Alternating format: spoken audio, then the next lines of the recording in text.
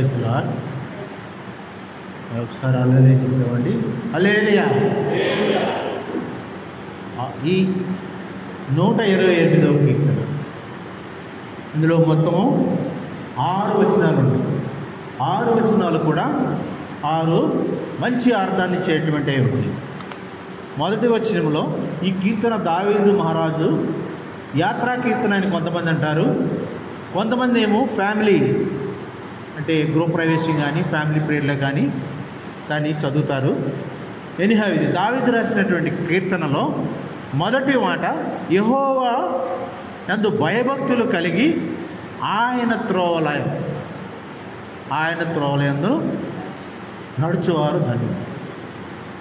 ఒకటి భయభక్తులు కలిగి ఉండాలి. దేవుని యందు భయభక్తులు లేకపోతే మొన్ననే నేను ఒక వాక్యం చెప్పాను, ఎన్ని కష్టాలు వస్తాయి, ఎన్ని బాధలు వస్తాయి. తర్వాత ఆయన త్రోవలను, ఆయన త్రోవాలంటే ఆయన మార్గం, నీతి మార్గం. భయభక్తులు కలిగి ఉండడం అంటే గడగడగడగడ వణికిపోవటం అని కాదు అక్కడ అర్థం. ఆయన నీతి మార్గం అనుసరించి ఆయనలాగా ప్రవర్తిస్తేనే ఆయన యందు భయభక్తులు కలిగి ఉన్నారు. ఆయన యందు భయభక్తులు కలిగిన వారు, ఆయన త్రోవలందు నడిచేవారు నిశ్చయముగా నీవు నీ చేతి కష్టార్జితమును అనుభవించదు. ఇక్కడ చూడండి, కష్టార్జితం ఇక్కడంతా కూడాను నీ అని అంటున్నారు. ఇంక కిందకు వచ్చేస్తే ఇంకొక వచనమును, నీ లోగిట నీ భార్య ఫలింపు ద్రాక్షవల్లిగా, నీ లోగిట నీ భార్య అంటే ఇక్కడ నేను అనుకుంటున్నాను పురుషుల గురించి చెప్తున్నారు అనుకుంటున్నాను, భర్తల గురించి చెప్తున్నారు. ఎందుకంటే ఒక కుటుంబానికి కానీ ఎవరైనా హస్బెండే మెయిన్ అధికారి కానీ లీడర్ కానీ ఉన్నారు. మరి ఆనాడు ఆదికాండంలో కూడా మరి ప్రభువు వచ్చి మరి ఆయన తెలుసు వీళ్ళు పండు తినవద్దన్న పండు తిన్నప్పుడు తిన్నారని. ఎవరిని అడుగుతారండి? ఆయన వచ్చి ఆదామును అడుగుతారు. ఎందుకంటే ఆయనకు అప్పచెప్తాడు. ఎందుకంటే ఇంటి యజమాని ఎవరన్నా హస్బెండే ఉంటారు.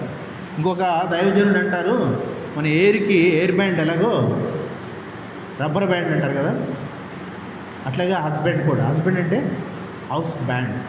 మన జుట్టు విడిపోకుండా చెల్లాచెదరకుండా ఎట్లాగా చక్కగా క్రమశిక్షణలో పెడతారో రబ్బర్ బ్యాండ్తో, హస్బెండ్ కూడాను అలా పిల్లలు దేవుని యందు భయభక్తులు కలిగి పెరగాలన్నా, ఆత్మీయంగా ఎదగాలన్నా ముందు తండ్రి బాధ్యత ఎంతో ఉంటుంది.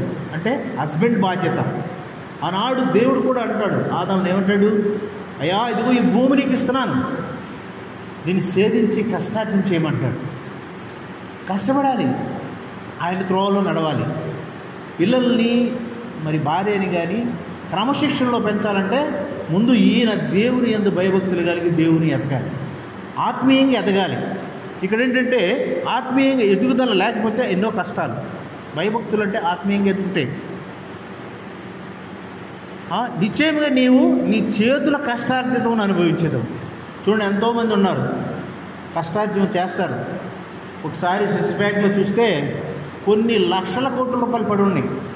ఆయన ఎవరికో తెలియదు, ఆయన చనిపోయాడు. కొంతమంది బాగా సంపాదిస్తారు చివరికి వచ్చేసేవరకు ఆ అకౌంట్ నెంబర్ కూడా ఎవరికి చెప్పకుండా పోతారు, లాకర్లో ఉండిపోతాయి. కష్టార్జితం అనుభవించేటువంటి మరి ఆ యొక్క అదృష్టం కూడా ఉండాలి. అందుకనే కష్టార్జితం, పురుషులు అనేవాళ్ళు కష్టపడి కష్టార్జితం సంపాదించుకురావాలి. ఇల్లుని కట్టాలంటే హస్బెండ్ ఎంతో మరి హౌస్ బ్యాండ్ ఆయన ముందు శరీర ఆహారమును ఆత్మీయ ఆహారము కూడా కుటుంబానికి మొత్తానికి ఇస్తారు. అప్పుడు ఇంకో వాక్యంలోకి వెళ్తే క్రింద ఉంటుంది చూడండి, నీ లోగిట నీ భార్య ఫలించు ద్రాక్ష వలె నువ్వు, నీ భోజనపు బల చుట్టూను నీ పిల్ల మొక్కల వలె ఉండు. ఇక్కడ చూడండి, ఇక్కడ భార్యని ద్రాక్షవల్లి చూశారు మీరు? ద్రాక్ష తోటలు మేడ్చేలకల్ని ఇక్కడే ఉంటాయి, బాగా ఉంటాయి. దానికి ఒక పందిరి వేస్తారు.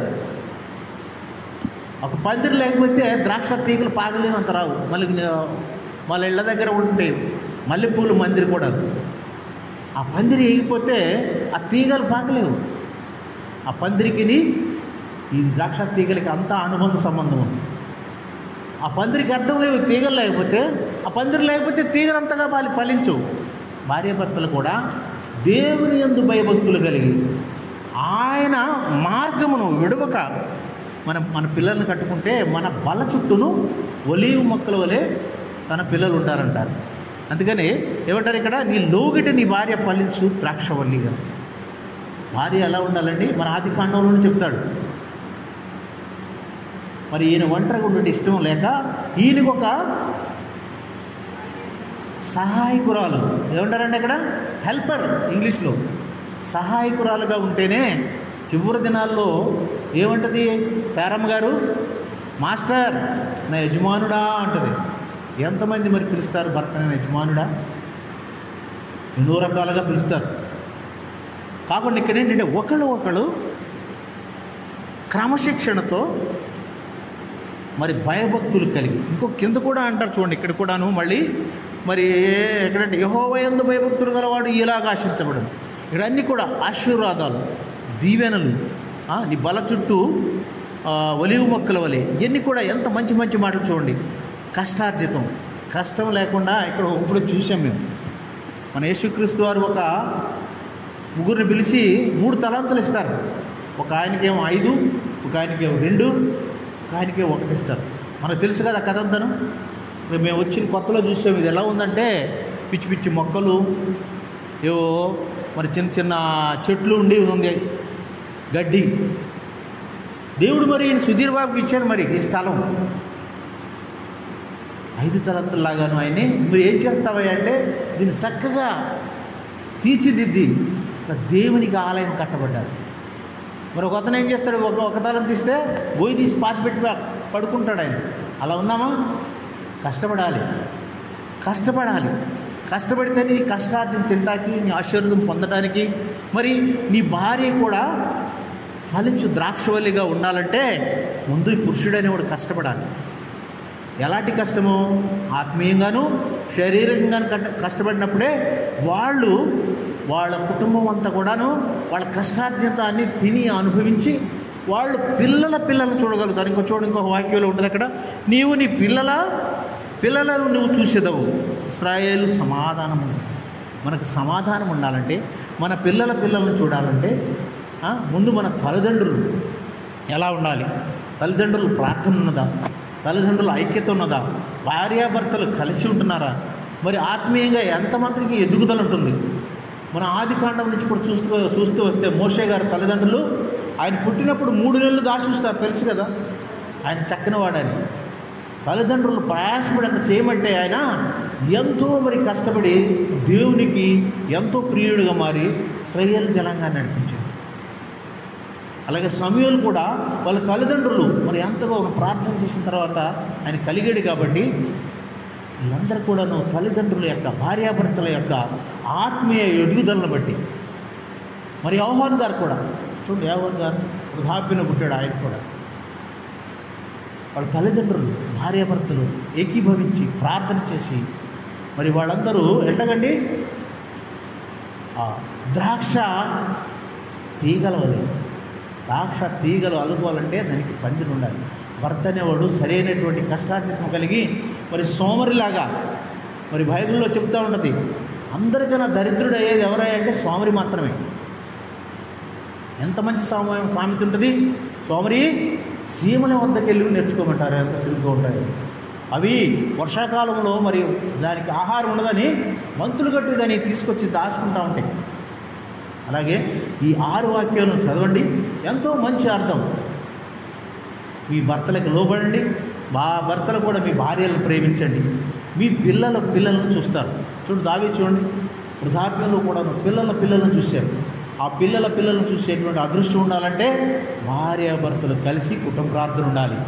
కుటుంబాన్ని మండనే యేసు మీద కట్టుకోవాలి. అప్పుడే వాళ్ళ యొక్క అన్యోన్యమైనటువంటి ద్రాక్ష తీగల వల్లే వాళ్ళ సంసార జీవితం ఉంటుంది. వాళ్ళ కష్టార్జితం తింటారు, దీవించబడతారు, ఆశీర్వదించబడతారు, వారి పిల్లలను చూడగలుగుతారు.